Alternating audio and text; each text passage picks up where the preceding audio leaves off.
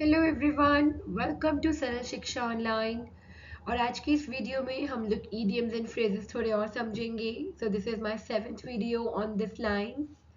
So today our first idiom है, तो आज हमारा पहला idiom है make allowances for. Make allowances for मतलब to deal someone less severely. Less severely मतलब समटाइम्स आप सपोज कुछ काम कर रहे हैं और उसमें कुछ डॉक्यूमेंट्स रिक्वायर्ड हैं, बट आपके कोई फ्रेंड्स आए हैं और आपको पता है उनके डॉक्यूमेंट्स वो कंप्लीट होंगे, राइट? तो आपने क्या किया, आपने बोला कि ठीक है आप इतने ही डॉक्यूमेंट दे दो, उससे काम चल जाएगा, है ना? तो आपने क्या किया, आप सेम सिचुएशन में उनके साथ लेस सीवियरली पेश आए। Correct, that means you made allowances for them. Okay, आप बोल सकते हैं I have made allowances for you. ठीक है, and now you need not submit me the whole documents. ठीक है, so that is make allowances for. Second आता है रन अमॉक। रन अमॉक मतलब गेटिंग वायलेंट एंड अनकंट्रोल्ड। जब कोई बहुत ही जैसे कि आप बोल सकते हैं जो बुल्स थे रोड पे, है ना, रोड में हमने बुल्स देखे और वो बिल्कुल पागलों की तरह भागने लगे, वायलेंट हो गए, अनकंट्रोल्ड वे में बिहेव करने लगे, तो you can say that the bulls run amok on the road.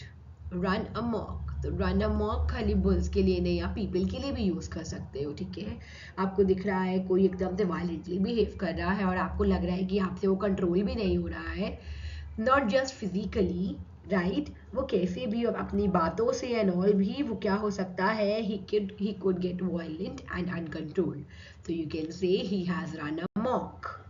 Okay, very good.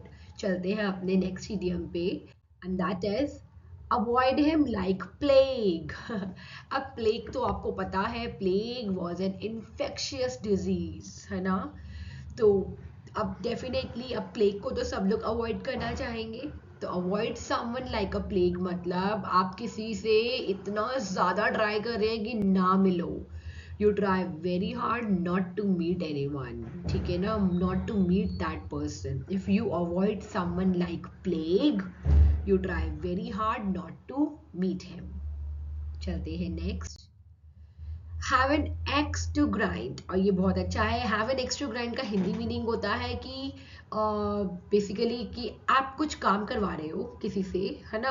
आप सपोज एनजीओ है, ठीक है ना, आप एनजीओ चला रहे हो और आप बोल रहे हो कि सबको इन्वॉल्व भी कर रहे हो, उसमें काम भी करवा रहे हो, लेकिन आपका खुद का रीजन भी है कुछ उसमें, यानी कि आपको कुछ प्रॉफिट हो रहा है अलग से। That means now you have an axe to grind. ठीक है ना, आपके पास एक एक्स है टू ग्राइंड। इसका मतलब यही है कि आप सेल्फिश रीजन से कोई काम कर रहे हो, लेकिन सबको दिख रहा है कि वो तो सेल्फलेस रीजन से हो रहा है। ठीक है, अब सपोज आपके पास कोई एक बहुत ही लॉयल सा पर्सन है, बहुत ही जेन्युइन सा पर्सन है जो कि एक एनजीओ रन कर रहा है, और आप सिंपल बोल सकते हो he is running an NGO but he does not have an extra grind, यानी कि इसका खुद का कोई प्राइवेट रीजन नहीं है, कोई उसका पर्टिकुलर प्रॉफिट नहीं हो रहा है। ठीक है, तो हैव एन एक्स्ट्रा ग्राइंड मतलब अपना मतलब से आप कोई काम कर रहे हो। फाइन। और लास्ट है हमारा आज का, throw the baby out with the bath water. अब देखो, जब आप बेबी को वाटर में नहला देते हो तो वो बेद वाटर क्या हो जाता है, यूजलेस हो जाता है, राइट?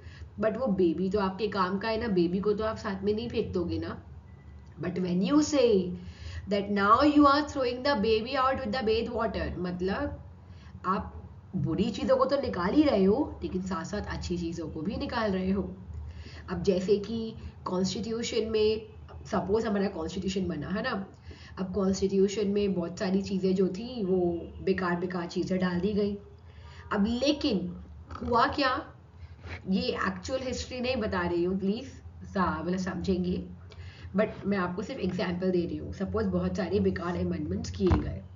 अब आप चाहते हो कि भाई या तो आप खाली उन उन अमेंडमेंट्स को हटाओ, राइट? बट आपने क्या बोला, नहीं भाई हम तो पूरा का पूरा कॉन्स्टिट्यूशन ही हटा देंगे। अब कॉन्स्टिट्यूशन में तो बहुत कुछ अच्छी चीजें भी थी, राइट? तो उस टाइम आप क्या बोल सकते हो, that now you are throwing the baby out with the bath water. आप अच्छी चीजें तो गंवा रहे हो और बुरी चीज़ें भी गंवा रहे हो, यानी कि बुरी चीज़ों को निकालने के लिए अच्छी चीज़ों को भी लूज कर रहे हो. Fine. So these are my 5 idioms for today. To connect to my channel, kindly subscribe to my channel and also click on the notification bell. Thank you. Stay tuned.